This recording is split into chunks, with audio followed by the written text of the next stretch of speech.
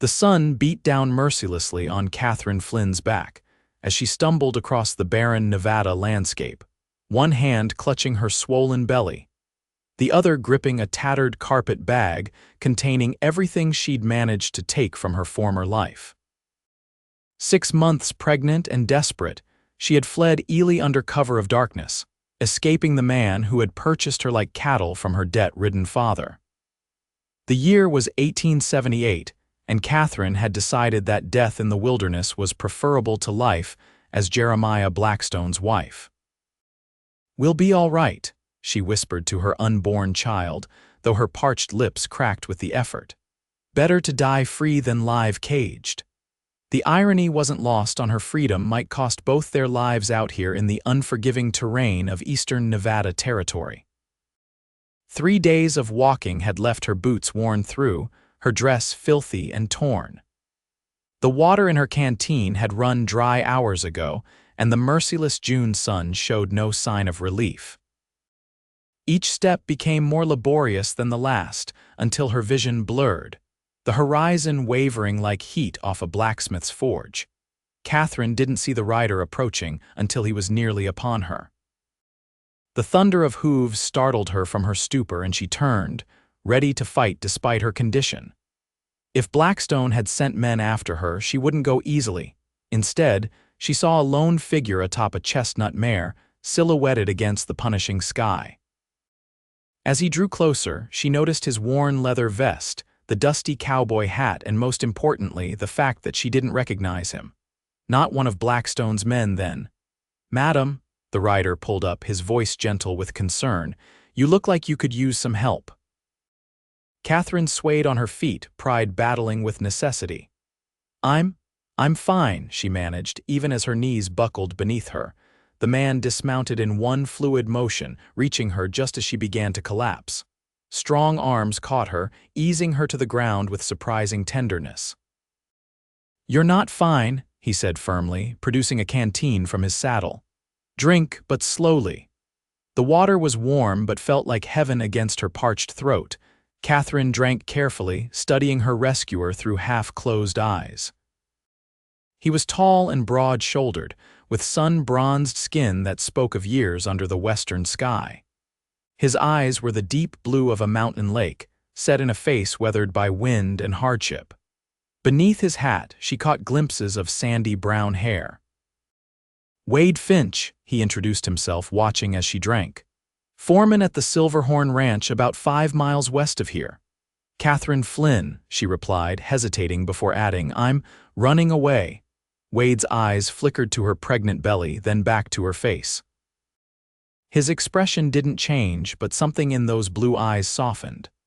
"Whatever you're running from must be mighty bad for you to risk yourself and your child in this desert." Katherine nodded, tears suddenly threatening. "A forced marriage, my father's debts," her voice broke. Wade didn't press for details. Instead, he looked toward the horizon, then back at her with a decision made. "Night's coming and you need food and proper rest. The Silverhorn's not far. My boss is a fair man. You'll be safe there until you figure your next move." Katherine stiffened. "I can't impose, madam," Wade interrupted gently. "You've got more than just yourself to think about now." His eyes dropped briefly to her belly. "That little one deserves a fighting chance." Something in his words, in the quiet dignity of his manner, broke through Katherine's fear. She nodded slowly, allowing him to help her to her feet. Wade secured her bag to his saddle, then lifted Katherine onto his horse with surprising ease before mounting behind her.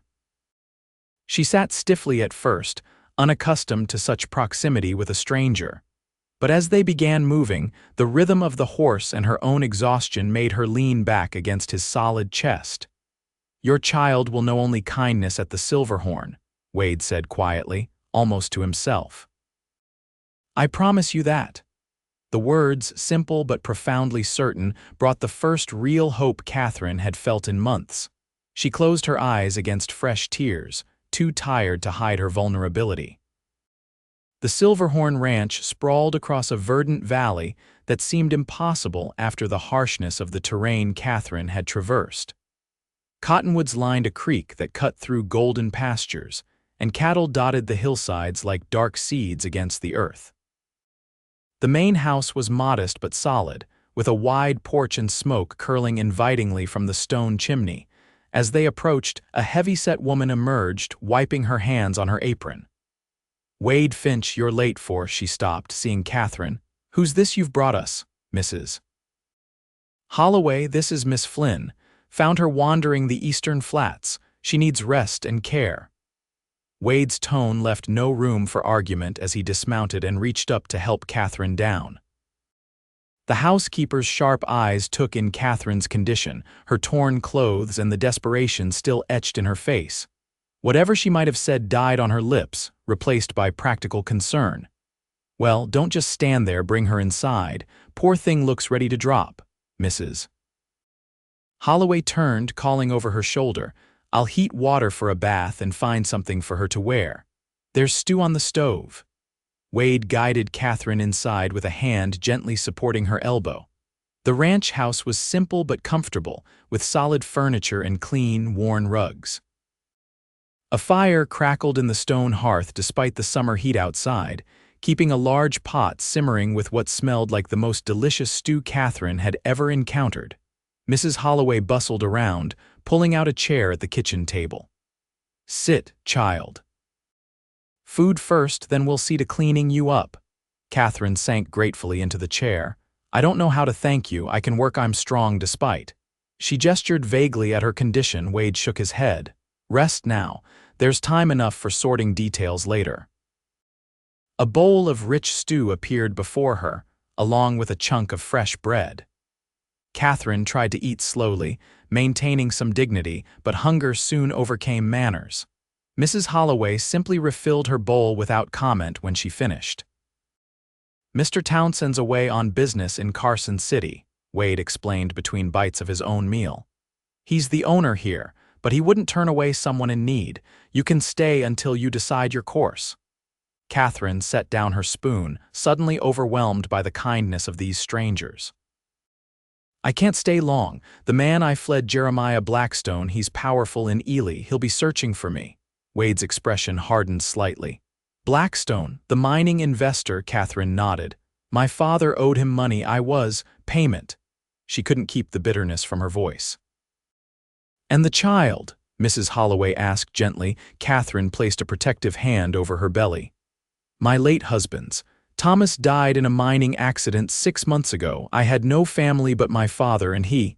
She swallowed hard. "He arranged the marriage to Blackstone before I even knew what was happening. The wedding was to be tomorrow."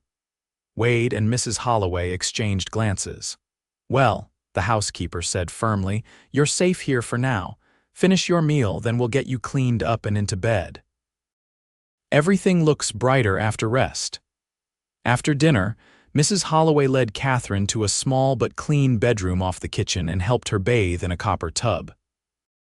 The older woman clucked sympathetically at the blisters on Katherine's feet and the raw patches where her dress had rubbed her skin during her desperate journey. "Foolish and brave," Mrs. Holloway commented, helping Katherine into a borrowed nightgown. "Though I can't say I blame you. Jeremiah Blackstone has a reputation that stretches all the way to Carson City, and none of it good." Katherine sank into the bed, exhaustion claiming her even as worry churned in her mind. "He won't let me go easily. My father signed papers." Mrs. Holloway snorted. "Papers don't make a marriage in the eyes of God, child. Now rest. That baby needs you strong."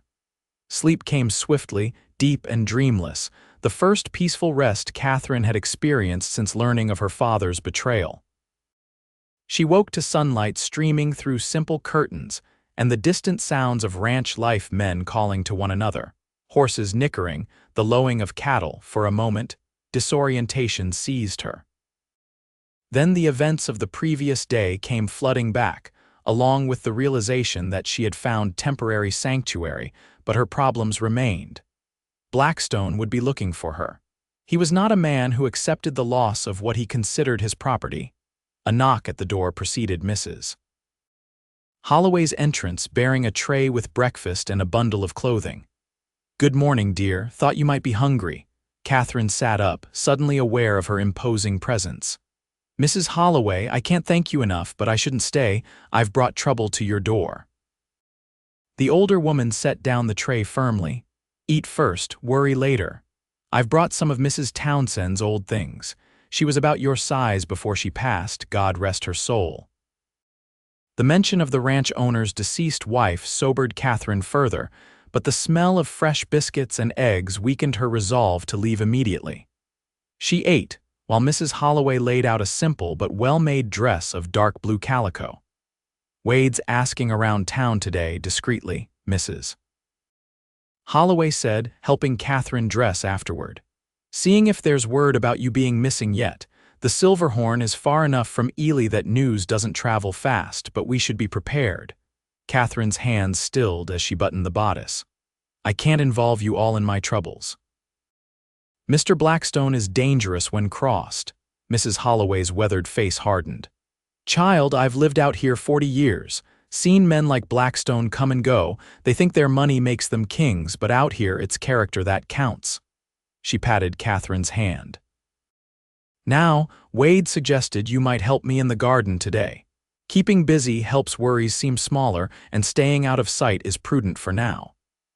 The suggestion made sense, and Katherine followed Mrs. Holloway outside to a kitchen garden bordered by a white picket fence.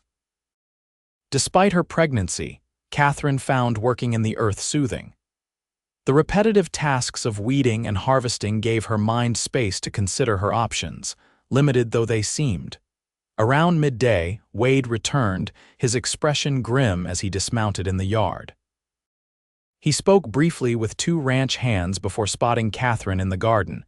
His stride was purposeful as he approached, removing his hat as he reached the fence. Miss Flynn, he greeted her, his blue eyes serious. There's news from town, Katherine's heart stuttered. They're looking for me. Wade nodded. Blackstone's offered $100 for information about your whereabouts, claims you're confused due to your condition and need to be returned to your family's care. A bitter laugh escaped Katherine. My family sold me to him, so I gathered. Wade's jaw tightened. There's more. Your father was found dead this morning in his home. The sheriff's calling it suicide, says he left a note confessing gambling debts to Blackstone. Katherine swayed, and Wade quickly opened the garden gate, steadying her with a strong hand at her elbow. My father, dead. Despite everything, grief lanced through her. The father she remembered from childhood before drink and gambling took him had been kind once. Mrs. Holloway appeared with a glass of water, concern etched in her face. Come sit, child, this is too much strain in your condition. They led her to a bench beneath a cottonwood tree. Katherine sipped the water, trying to process this new development. I don't understand. My father was many things, but not suicidal. Wade crouched before her, his expression troubled. Miss Flynn, I don't want to add to your distress, but men like Blackstone have ways of making murder look like suicide. The implication hung heavily in the air. Katherine's hand went protectively to her belly. He's eliminated any claim my father had on me, making me entirely his property through those debt papers. That would be my guess, Wade agreed grimly, which means you're in more danger than we thought. Mrs. Holloway's lips pressed into a thin line. She can't stay here. It's the first place they'll look when someone talks, and someone always talks when there's money involved. Wade nodded. I've been thinking on that. I have a cabin up in the high country, my own place separate from the ranch. It's remote, hard to find if you don't know the way. You'd be safe there until... He hesitated. Until what? Katherine asked, despair creeping into her voice. Until the baby comes, and then what? I have no money, no family. Wade's eyes met her steadily. Until we figure something more permanent, one step at a time, Miss Flynn. Something in his calm certainty steadied her. This man, practically a stranger, was risking himself for her without hesitation. Why are you helping me? You don't know me. A shadow crossed Wade's face.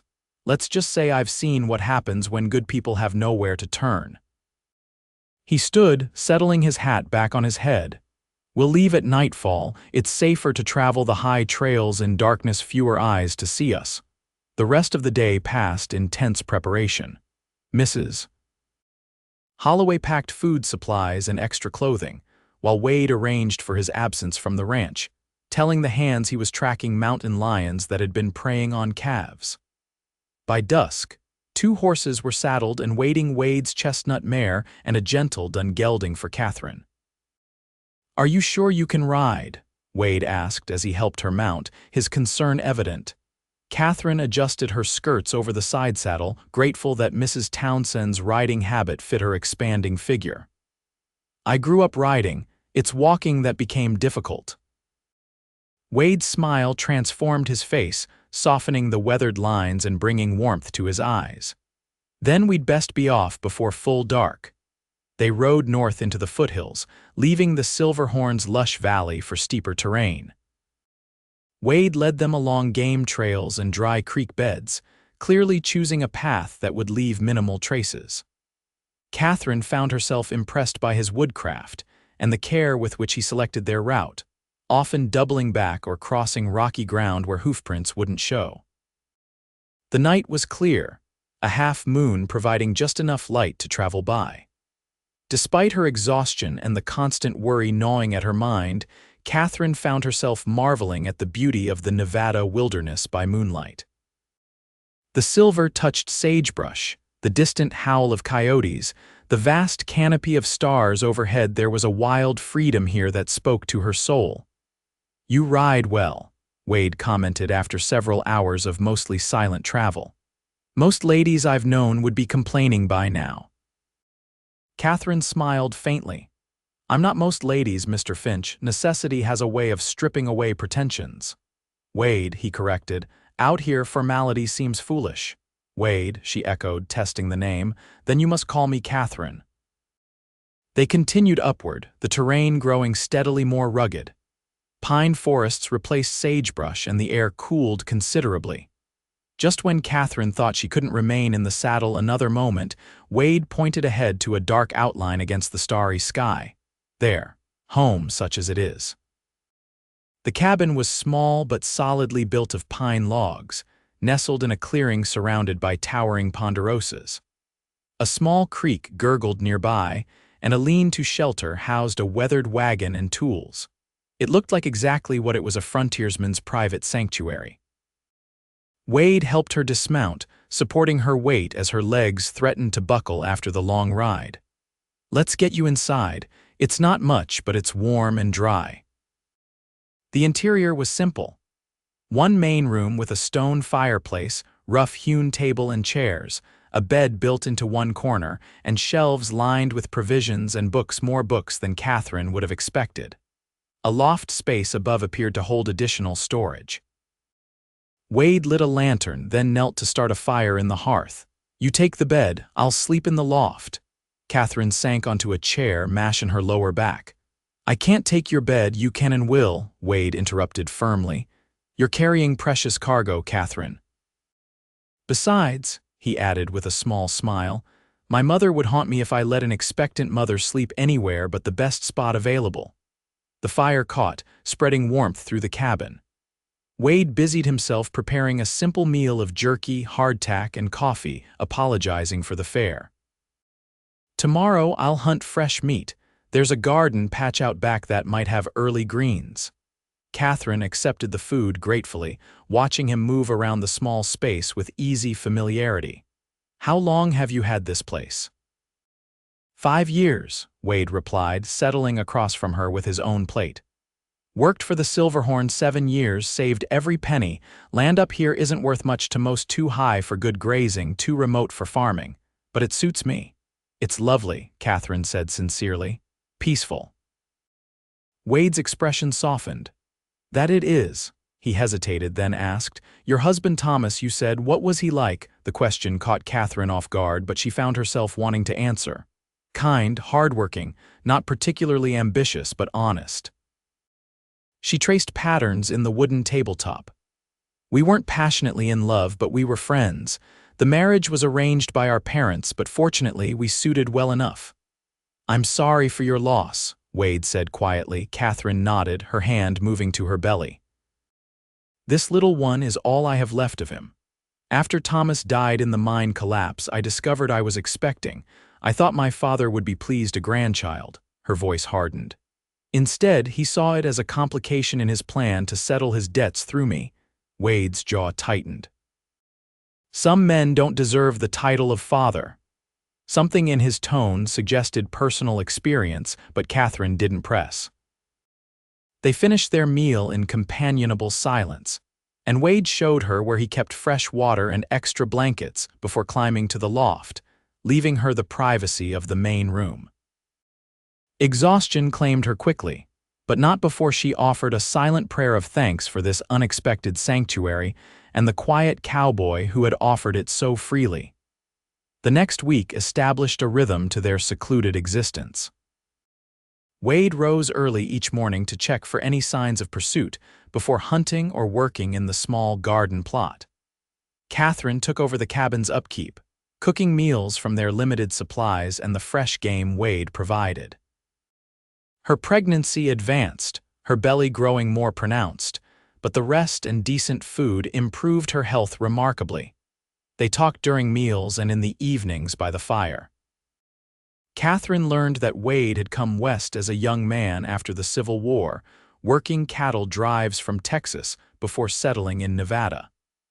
He spoke little of his family, mentioning only that his parents had died and he had no siblings.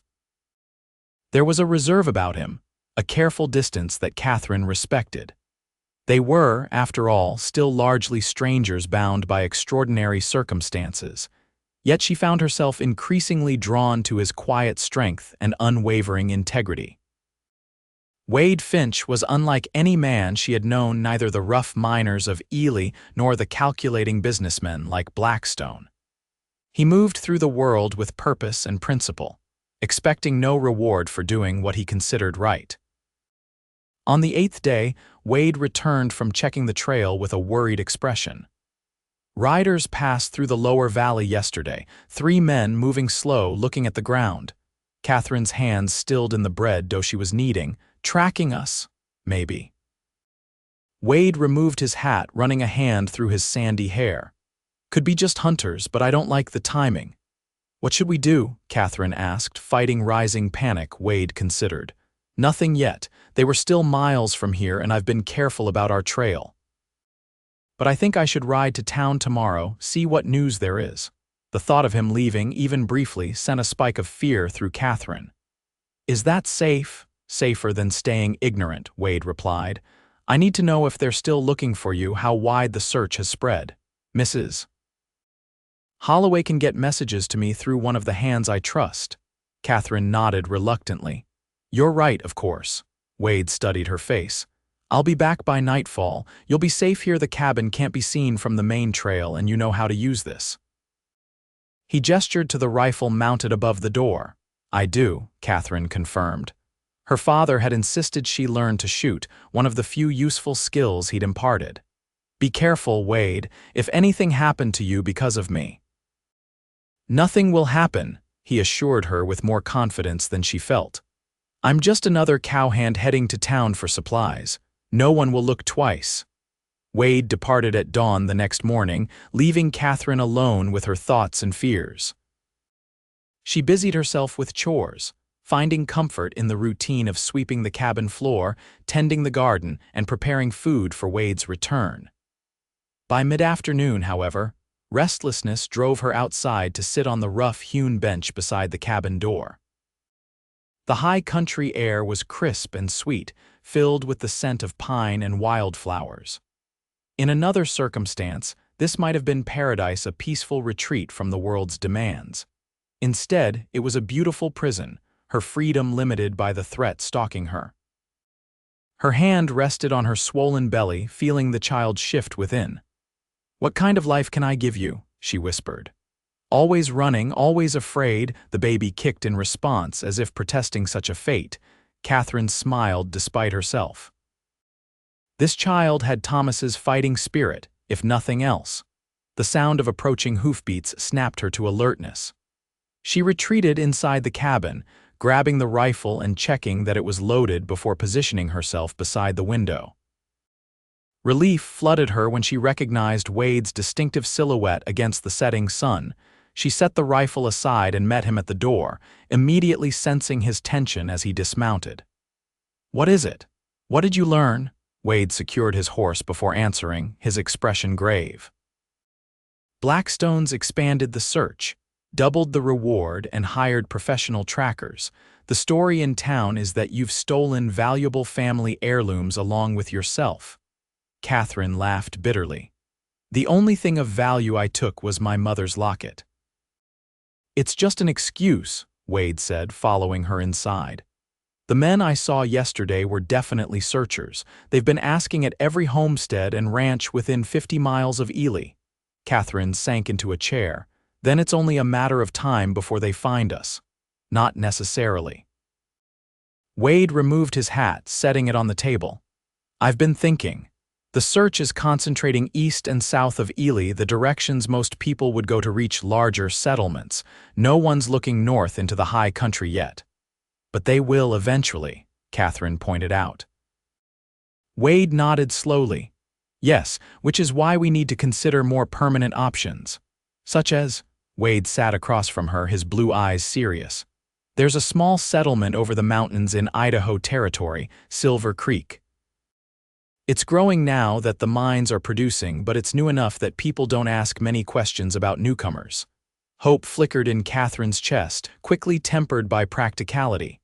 "How would we get there? It must be hundreds of miles." "About 200, Wade confirmed. "A hard journey, especially in your condition, but possible if we're careful and take it slow." Katherine studied his face. "Why would you do this, Wade? You've already risked so much. This would mean leaving your job, your home." Something shifted in Wade's expression, a vulnerability he rarely showed. "Katherine, He paused, seeming to gather his thoughts. "Before I came west, I was engaged to a young woman back in Pennsylvania. When her father lost everything in a bad investment, she was pressured to marry the son of his creditor instead. She did what was expected, though it broke both our hearts. 2 years later, I heard she died in childbirth, miserable and alone. Understanding dawned. So I remind you of her." Wade shook his head. "No, you remind me that sometimes life gives second chances to make things right. I couldn't help Sarah, but I can help you." His gaze was steady. "Your child deserves freedom. You both do." The simple sincerity in his words touched something deep within Katherine. This wasn't charity or obligation, it was something more profound, a recognition of shared humanity and the chance to change one destiny at least. "When would we leave?" she asked. 3 days, Wade decided. "I need to prepare supplies and plan our route carefully. We'll take the mountain trails where we can, avoid settlements until we're well away from Nevada." The next 3 days passed in a flurry of preparation. Wade repaired his wagon, reinforcing the axles and greasing the wheels for the difficult journey ahead. Katherine packed their supplies, preserving what food she could and taking inventory of what they would need to purchase along the way.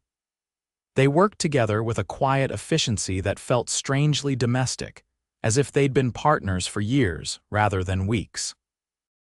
On the morning of their departure, Wade loaded the last of their belongings into the wagon, while Katherine took a final look around the cabin that had been their sanctuary. Despite the circumstances, she felt a pang at leaving this place where she had found both safety and a growing sense of possibility. "Ready?" Wade asked gently, appearing in the doorway. Katherine nodded, one hand resting on her expanded belly. "As ready as we can be." Wade helped her onto the wagon seat, then covered their tracks around the cabin as best he could before joining her. With a click of his tongue, he set the horses in motion, beginning their journey north toward an uncertain future. The first week of travel was slow but uneventful. Wade chose their route carefully, keeping to lesser-known trails and timing their movements to minimize the chance of encounter. They traveled by day and camped early, giving Katherine time to rest. Despite her determination, the journey taxed her strength, and Wade watched her with increasing concern as her pregnancy advanced. "We should rest a day or two," he suggested on the 8th morning, noting the shadows beneath her eyes. "There's a sheltered valley ahead with good water and grazing for the horses." Katherine started to protest, but relented when the baby delivered a particularly vigorous kick to her ribs. "Perhaps you're right, just for a day." The valley proved ideal, a secluded meadow surrounded by pine forest, with a clear stream running through its center. Wade set up their camp beneath a stand of aspens, creating as much comfort as possible for Katherine with extra blankets forming a pallet inside their small tent. As twilight fell, they sat beside the campfire, sharing a simple meal of rabbit stew.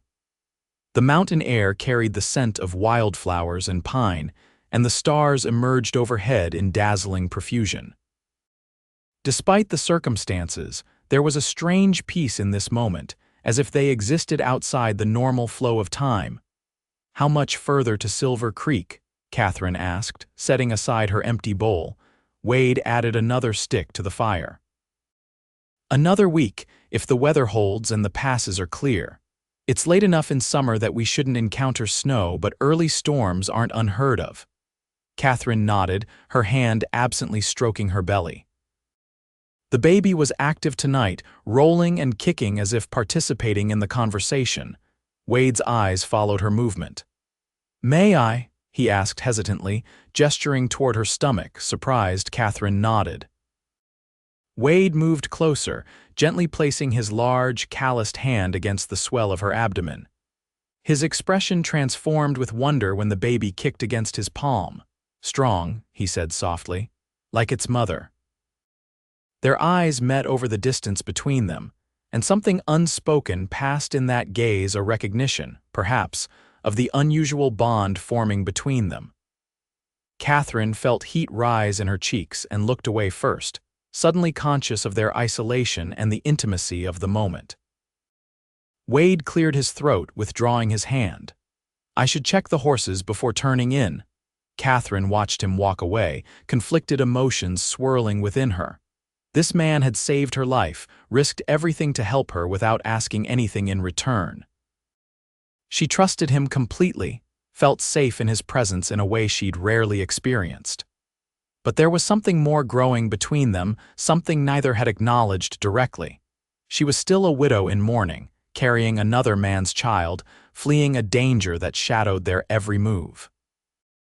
And Wade was sacrificing his own future to secure hers. The complications seemed insurmountable.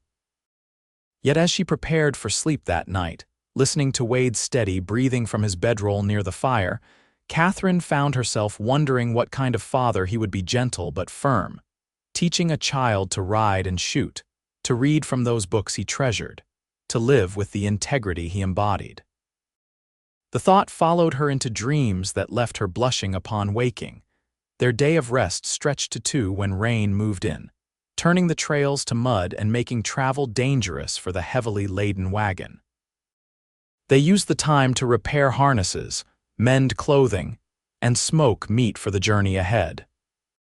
The forced proximity in their small camp during the rainfall only heightened Katherine's awareness of Wade's presence, his strength as he chopped firewood in the downpour, his gentleness when he helped her over muddy ground, the rare smile that transformed his serious face when she managed a joke despite their circumstances.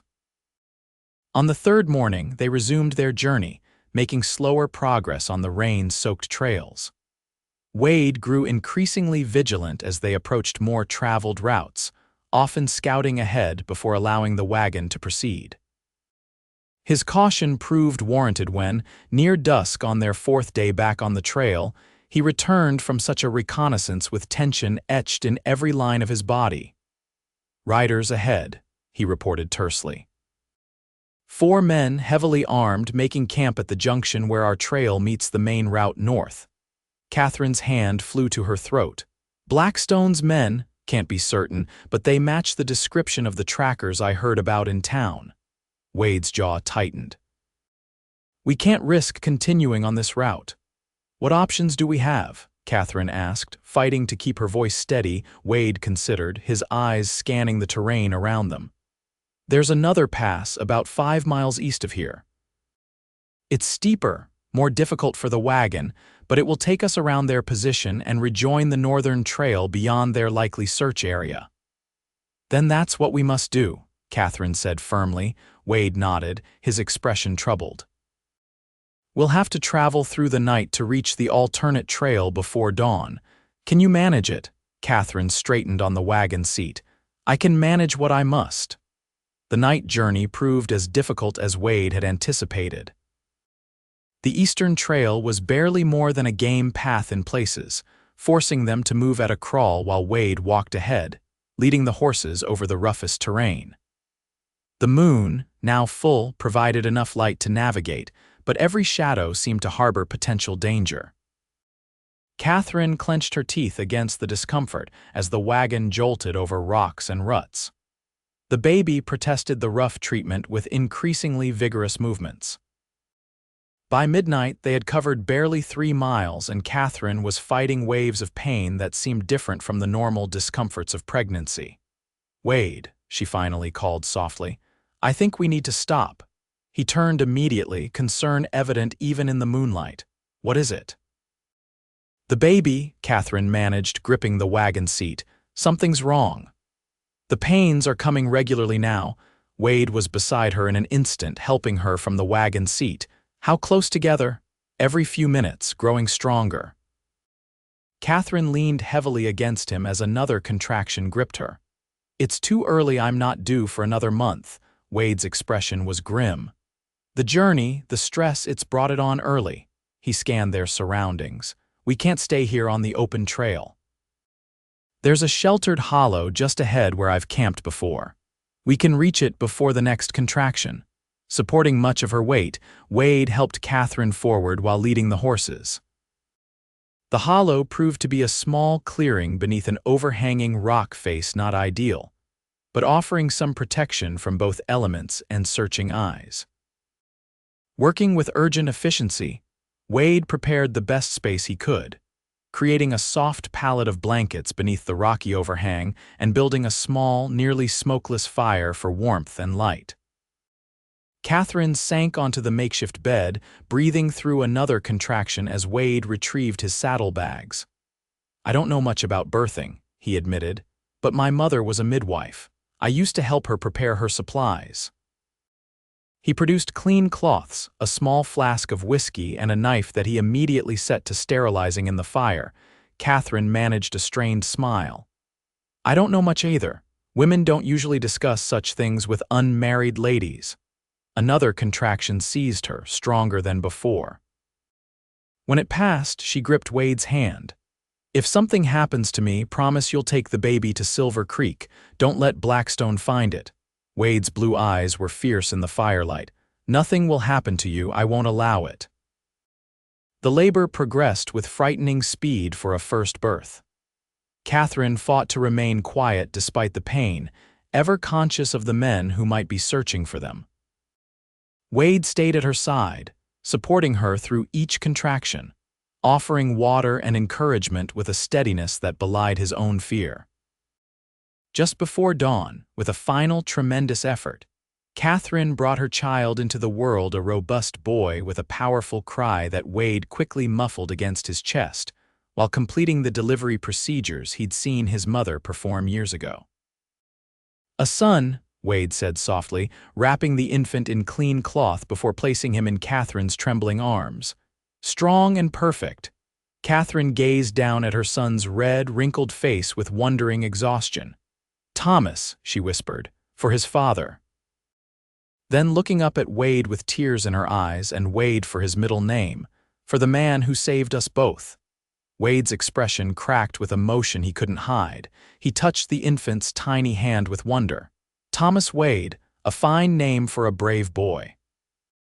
The baby calmed against Katherine's chest, his newborn eyes unfocused, but somehow finding her face. The miracle of him temporarily overshadowed their precarious situation, creating a bubble of peace in the midst of danger. Reality intruded all too soon with the sound of distant voices carrying on the dawn air. Wade's head snapped up. "Riders, coming this way." He moved to the edge of their shelter, peering out cautiously.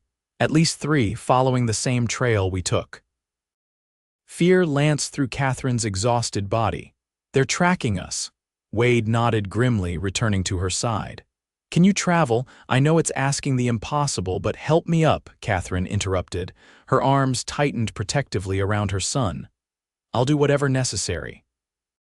With painstaking care, Wade helped Katherine and the newborn into the wagon, creating a nest of blankets in its bed where they could lie concealed beneath a tarp.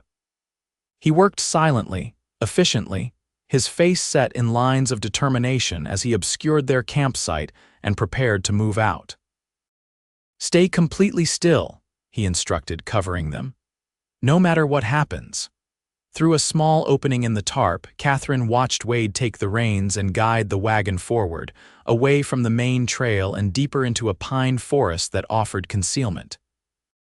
Every jolt sent pain through her recovering body, but she bit her lip and endured, one arm protectively cradling Thomas against the motion. They had traveled perhaps half a mile when the sound of hoofbeats grew louder.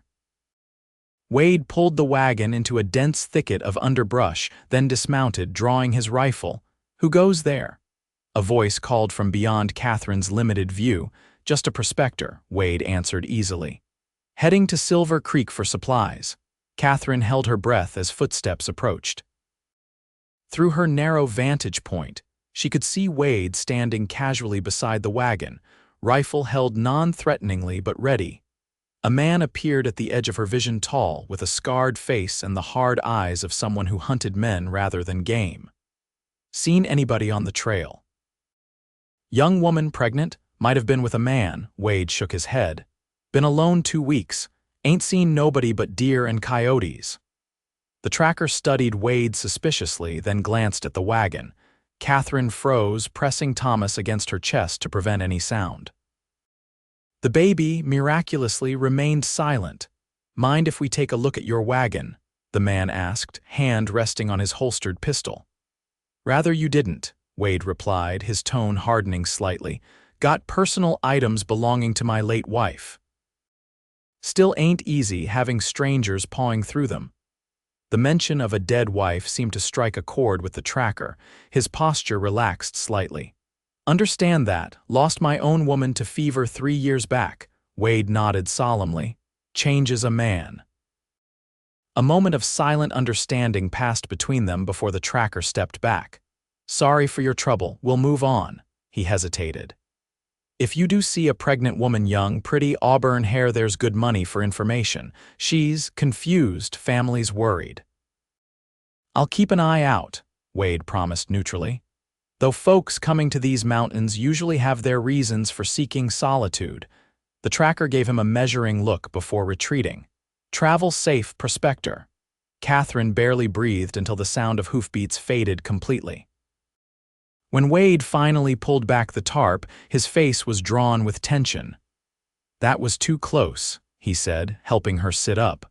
"They'll figure out they've been misdirected eventually and double back." Katherine looked down at Thomas, now sleeping peacefully despite the danger surrounding his first hours of life. "What do we do?" Wade's expression was resolute. "We change the plan. The wagon's too easy to track, too slow. We'll take the horses, travel cross-country where they can't follow easily." "Wade, I just gave birth," Katherine reminded him, though without protest. "How far can we realistically travel? We don't have to go far, just far enough to confuse the trail." Wade was already moving, gathering only the most essential supplies. "There's an old mining cabin about 5 miles north. We can reach it by midday if we're careful. Rest there until you're stronger." With gentle efficiency, Wade prepared a travois that could be pulled behind his horse, creating a relatively comfortable conveyance for Katherine and the baby. By mid-morning, they had abandoned the wagon and were making steady progress through terrain too difficult for conventional tracking. Katherine drifted in and out of consciousness during the journey, exhaustion and blood loss taking their toll. She clutched Thomas to her chest, focusing on his tiny, perfect features whenever pain threatened to overwhelm her. The mining cabin was little more than a stone shelter with 3 walls and a partially collapsed roof, but it offered concealment and a defensible position. Wade quickly improved it, reinforcing the roof with pine boughs and building a small fire in its stone hearth. By nightfall, he had created a surprisingly comfortable nest for Katherine and Thomas, and secured the perimeter against both animal predators and human pursuers. "Rest now," he urged, helping Katherine drink a broth he'd prepared. "I'll keep watch." Katherine caught his hand. "You need rest too. You've been awake for 2 days." Wade's expression softened as he looked at her and the infant. "I'll rest when you're both safe in Silver Creek." Days melded together in their forest hideaway. Wade hunted for food, found fresh water, and kept constant vigilance while Katherine recovered her strength and learned the rhythms of motherhood. Thomas thrived despite his early arrival and difficult first days, growing stronger with each passing day. On the 4th evening, as they sat beside the fire with Thomas sleeping peacefully between them, Katherine finally asked the question that had been building within her. "What happens when we reach Silver Creek? What future can I possibly build there alone?" Wade was silent for a long moment, poking at the fire with a stick. "You wouldn't be alone," he finally said, his voice low. "Not unless you wanted to be." Katherine's heart quickened. "What do you mean?" Wade set the stick aside, meeting her gaze directly. "I mean that I would stay with you. Help you raise Thomas, protect you both." He paused, seeming to search for words. "Katherine, I know it's too soon. You're still grieving your husband, still recovering from birth, still in danger. But I need you to know that what began as duty has become something else for me." The simple honesty of his declaration stole Katherine's breath. "Wade, you don't need to answer now," he continued quickly, "or ever if the answer is no, but you asked about the future and I wanted you to know that whatever future you choose, I would be honored to be part of it." His weathered hand reached out, gently touching Thomas's small fist. "This little one will know only kindness from me, whether as a guardian or—" He stopped, the word father hanging unspoken between them. Katherine covered his hand with hers. "When Thomas died, I thought my chance at happiness died with him. I married him out of duty but grew to care for him deeply as a friend. I never expected to feel more than that for any man."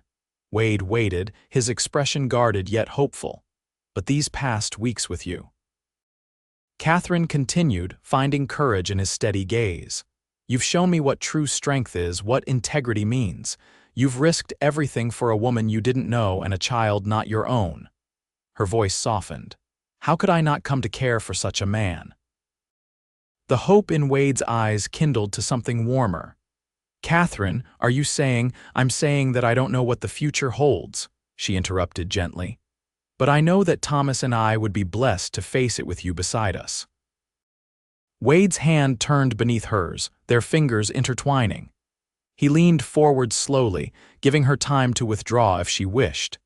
Instead, Katherine met him halfway, their lips touching in a kiss that held both tenderness and promise. Thomas stirred between them, small fists waving as if in approval of this new development. They broke apart with soft laughter, the tension of the moment dissolving into something comfortable and right. "We should leave tomorrow," Wade said, reluctance evident in his voice.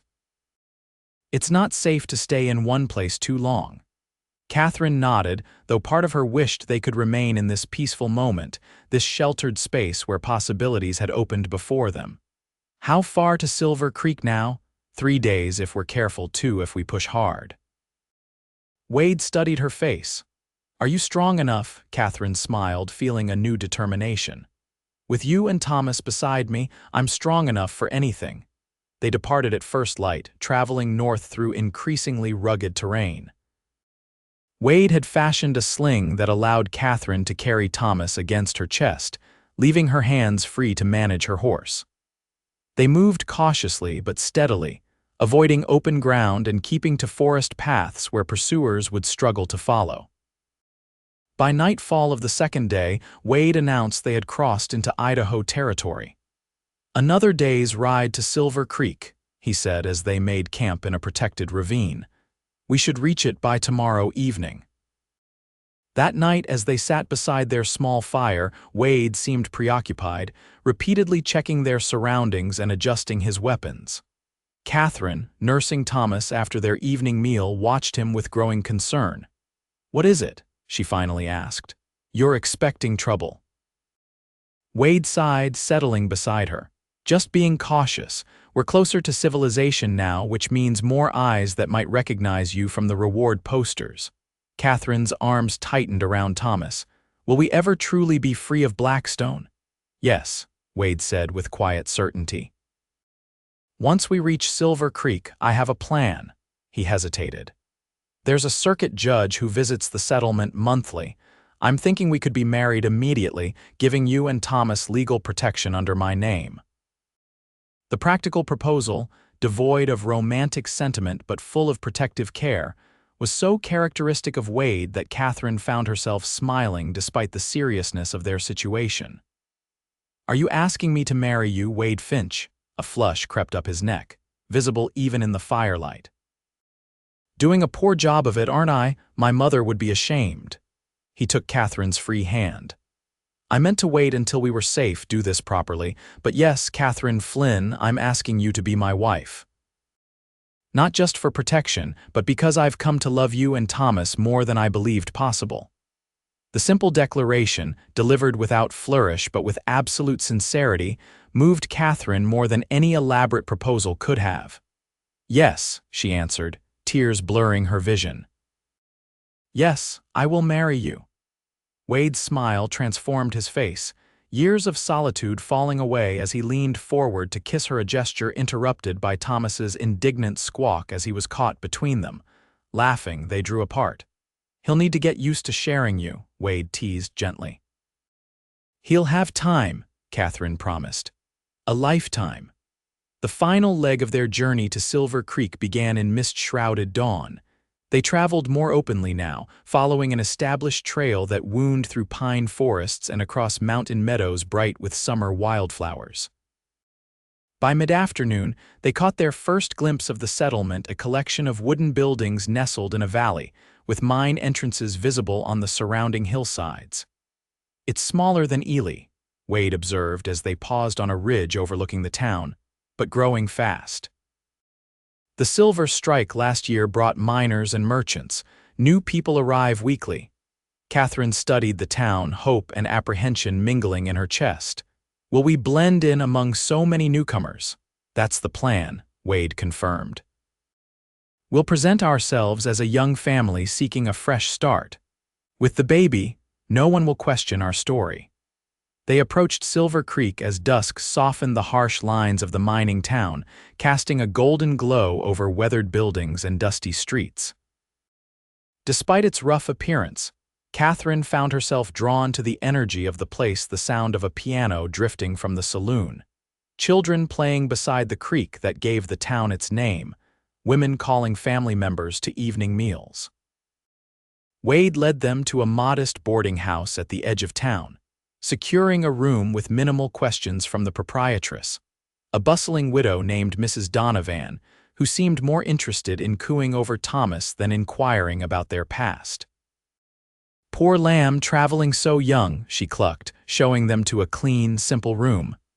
But he's a strong one, I can tell. Gets that from his father, I'd wager. She winked at Wade, who didn't correct her assumption. Once alone in their room, Katherine sank onto the bed, overwhelmed by the strange normalcy of being within walls again after so long in the wilderness. Thomas, freshly changed and fed, slept peacefully in a makeshift cradle Wade had created from a drawer lined with blankets. What happens now? Katherine asked softly. Wade sat beside her, taking her hand. First, rest. Tomorrow I'll make inquiries about work and a more permanent place to live. The judge should arrive next week, according to Mrs. Donovan. And Blackstone, Wade's expression hardened. Silver Creek is beyond his usual territory and he has no idea we've come this direction. Still, I'll be vigilant. His fingers tightened around hers. I won't let him find you, Katherine, I promise you that. The next days passed in a blur of activity as they established themselves in Silver Creek. Wade found work at a local livery stable, his experience with horses making him immediately valuable. Katherine, recovering her strength daily, began taking in mending work that she could do while caring for Thomas. Their cover story that they were newlyweds from Montana Territory seeking opportunity in the silver boom was accepted without question in a town where most residents had arrived within the last year. A week after their arrival, Wade secured a small cabin on the town's outskirts, 2 rooms and a lean-to kitchen, with a vegetable garden already planted by the previous occupant. It wasn't grand, but as Katherine arranged their few possessions and laid Thomas in the cradle Wade had crafted for him, it felt like a miracle, their first true home. The circuit judge arrived 3 days later. His visit was a major event in Silver Creek, with court held in the town hall to settle disputes, register mining claims, and perform civil ceremonies. Wade and Katherine joined the queue of couples waiting to be married, Katherine wearing her best dress, still one of Mrs. Townsend's, altered to fit her post-pregnancy figure, and holding Thomas, who was on his best behavior for the occasion. The ceremony was brief, the judge clearly eager to move through his many duties, but Wade's voice was steady as he promised to love, honor, and protect Katherine for all his days. Katherine's own vows were spoken through joyful tears, the journey that had brought them to this moment making the simple words profound. "I now pronounce you man and wife," the judge declared, already looking to the next couple in line. "God bless your union." Wade's kiss was gentle, but held promise that made Katherine blush, as they signed the marriage certificate, official documentation that Katherine Flynn was now Katherine Finch, protected by law and love from the man who had claimed her. That evening, after Thomas was settled in his cradle, Wade and Katherine stood on the porch of their small cabin, watching the sunset paint the mountains in gold and crimson. Wade's arm encircled Katherine's waist, drawing her against his side in a gesture that had become wonderfully familiar. "Are you happy?" he asked softly. Katherine looked up at him, this man who had risked everything to save her and her child, who had shown her what true love could be. "Happier than I ever dreamed possible," she answered truthfully. Wade's kiss spoke of shared futures and promises kept, of a love born in danger but flourishing in peace. As darkness settled over Silver Creek, they retreated inside to their new life, the door closing on the past that had brought them together. 2 years later, Katherine sat on that same porch, watching Wade teach a toddling Thomas to throw a ball while baby Sarah, just 6 months old, slept in her cradle nearby. Silver Creek had grown around them, new buildings, new neighbors, new opportunities, but their small cabin remained their haven, expanded now to accommodate their growing family. Blackstone's shadow had never reached them. They'd learned through correspondence with Mrs. Holloway that he had eventually abandoned his search, his attention diverted by new mining opportunities in California. Katherine still kept a wary eye on newcomers to town, but the fear that had defined her early pregnancy had faded, replaced by the contented vigilance of a mother and wife with much to protect but little to fear. "Mama, watch." Thomas called, his small face alight with pride as he threw the ball with surprising accuracy for a 2-year-old. "Well done, my love," Katherine applauded, her heart full as Wade swung their son onto his shoulders, both of them laughing in the golden afternoon light. Wade caught her eye across the yard, his smile warming with private meaning that still made her blush after 2 years of marriage. Later, when the children were asleep, he would show her just how much he treasured the family they had built together. Katherine's hand drifted to her mother's locket, the only possession she had kept from her former life. Inside, alongside the tiny portrait of her mother, she had added a small family drawing. Wade, herself, Thomas, and Sarah gathered close in the simple happiness they had found together.